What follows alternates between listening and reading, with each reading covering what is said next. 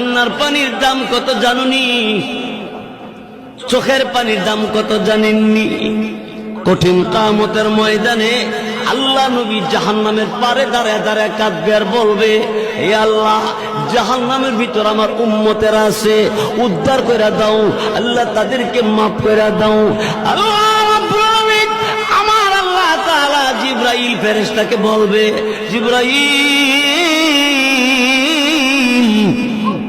আমি আল্লাহর কুদরতি দরবারে পানির পাতিল আছে, পানির পাতিল নিয়ে যাও, আমার নবীর কাছে নিয়ে দিবা, নবীকে বলবা এই পাতিলের পানিটা জাহান্নামের ভিতরে ছেড়ে দেওয়ার জন্য।